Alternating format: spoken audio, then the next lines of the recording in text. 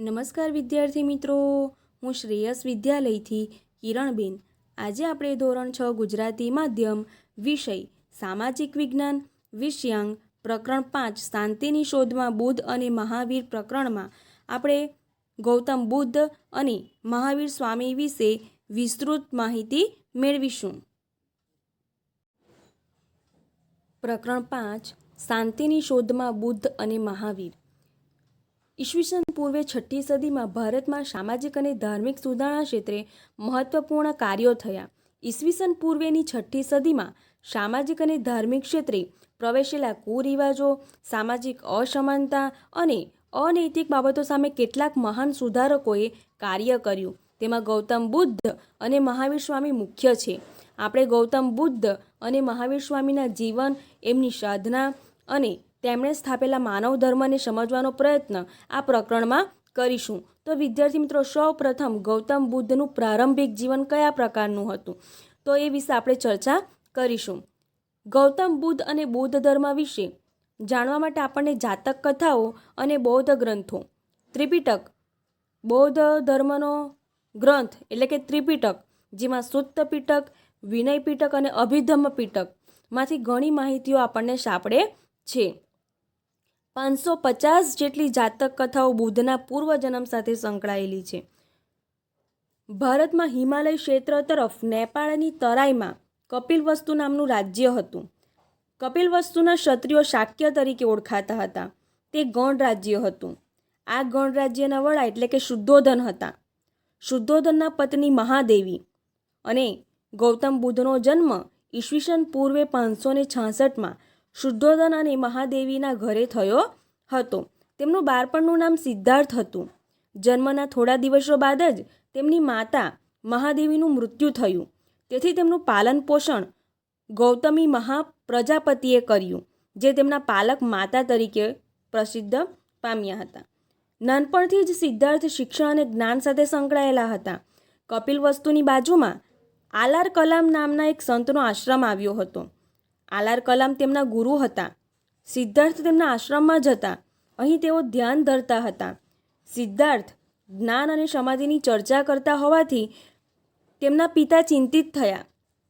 તેમને લાગ્યું કે સિદ્ધાર્થ સંન્યાસી તો નહીં થઈ જાય ને. સિદ્ધાર્થના યુવાવસ્થામાં જ લગ્ન કરાવવામાં આવ્યા. તેમની પત્નીનું નામ યશોધરા હતું. તેમને એક પુત્ર પણ હતો અને તેમનું નામ હતું રાહુલ. તો આ રીતે જે ગૌતમ બુદ્ધ હતા તેમનો જન્મ શુદ્ધોધન અને મહાદેવીના ઘરે થયો હતો. એમના બાળપણનું નામ સિદ્ધાર્થ હતું. ત્યારબાદ તેઓ જ્ઞાન અને સમાધિની ચર્ચા કરતા રહેતા હોવાથી તેમના પિતાને ચિંતા થવા લાગી.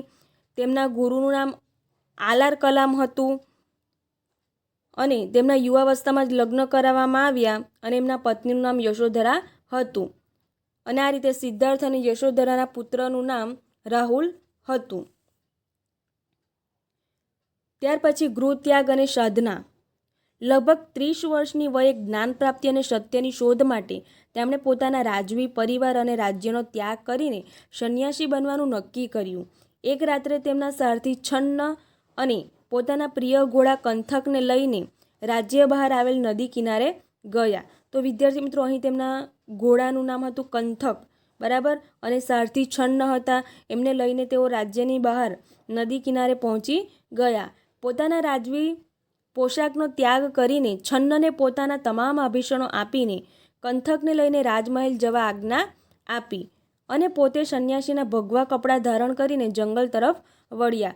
તો આ રીતે જે સિદ્ધાર્થ હતા, ગૌતમ બુદ્ધ, એમણે રાજ્યનો ત્યાગ કર્યો હતો, પોતાના રાજવી પરિવારનો ત્યાગ કર્યો હતો. ગૃહ ત્યાગ બાદ તેઓ રાજગૃહ અને પછી પુરુવેલા નામના સ્થળે ગયા. અહીં 5 બ્રાહ્મણો સાથે તપસ્યા શરૂ કરી. તેમને લાગ્યું કે અન્ન જળનો ત્યાગ કરીને શરીરને કષ્ટ આપવાથી જ્ઞાન પ્રાપ્ત થશે નહીં. આધ્યાત્મક માર્ગ અને પોતાની તૃષ્ણાઓ ઉપર વિજય મેળવવા એ જ મનુષ્યનું મોટું કર્તવ્ય છે. પોતાની તૃષ્ણાઓ, પોતાની સંતોષાત્મક જરૂરિયાતો પર વિજય મેળવવા માટે મનુષ્યનું એક મોટું કર્તવ્ય છે. તેમણે 5 બ્રાહ્મણોનો સાથ છોડીને એકલા જ તપસ્યા કરવાનો નિર્ણય કર્યો. બોધિગયા ખાતે એક પીપળાના વૃક્ષ નીચે બેસીને તેમણે સત્ય અને જ્ઞાન પ્રાપ્તિ માટે સાધના શરૂ કરી. ઘણા દિવસોની સાધના પછી વૈશાખી પૂર્ણિમાના દિવસે તેમને જ્ઞાન પ્રાપ્ત થયું.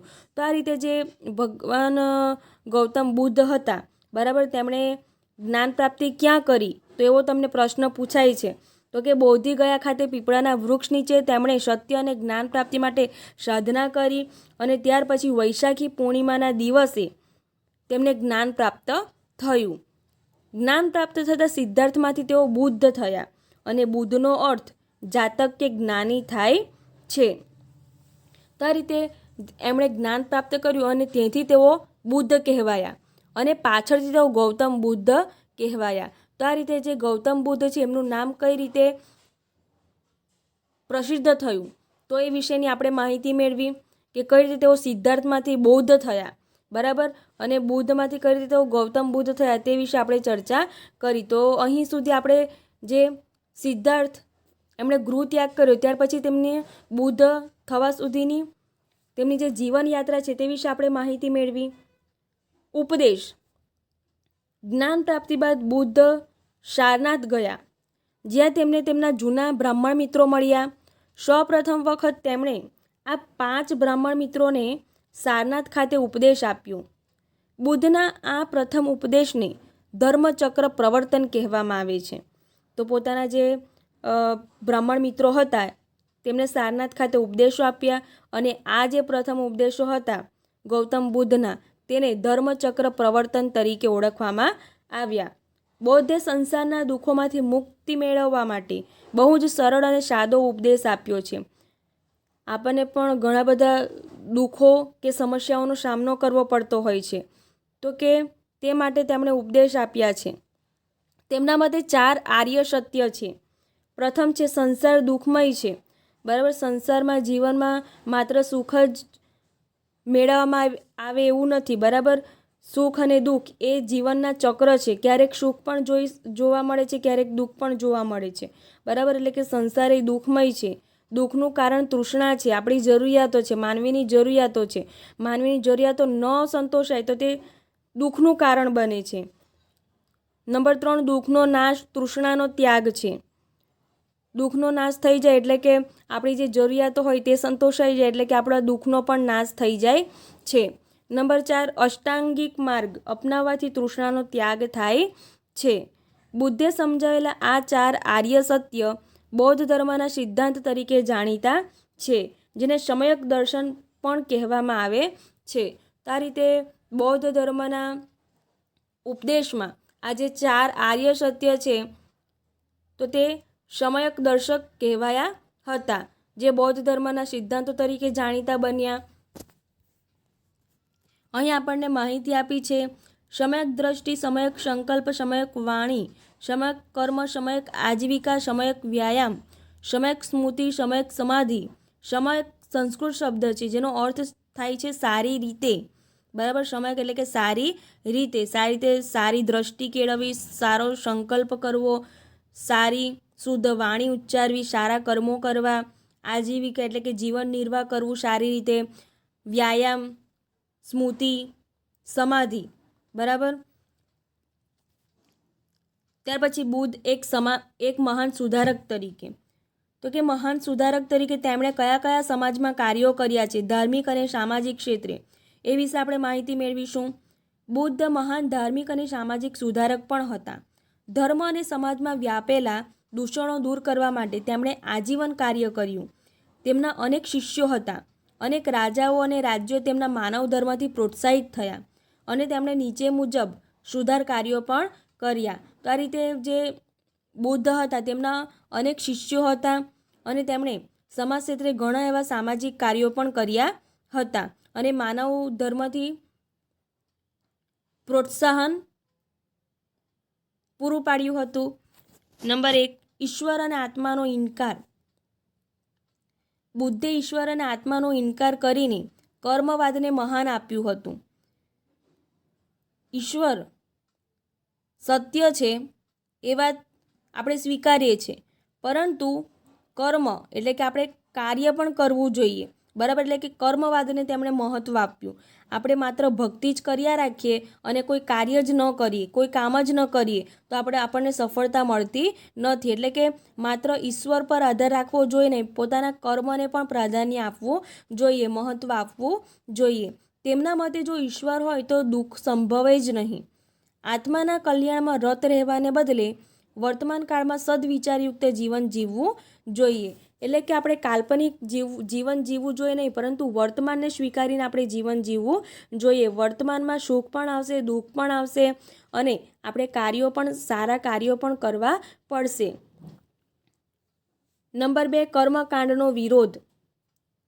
હિન્દુ ધર્મમાં વ્યાપેલા કર્મકાંડનો વિરોધ કરીને તેમણે યજ્ઞમાં થતી પશુ હિંસાને અટકાવવા માટે તેમનો વિરોધ કર્યો હતો. તો આ રીતે હિન્દુ ધર્મમાં કેટલાક જે પશુઓ હતા, મૂંગા પશુઓ હતા, તેમની બલિ આપવામાં આવતી હતી, બલિ ચડાવવામાં આવતી હતી. તો કે આવી જે પશુ હિંસાઓને અટકાવવા માટે તેમણે વિરોધ કર્યો હતો.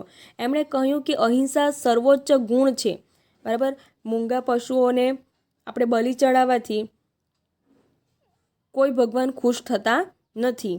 તો કે તેમણે કહ્યું કે અહિંસા એ સર્વોચ્ચ ગુણ છે, હિંસા કરવી જોઈએ નહીં. બરાબર, પછી તે સામાજિક પ્રાણી હોય કે મૂંગું પ્રાણી હોય, હિંસા કરવી જોઈએ નહીં.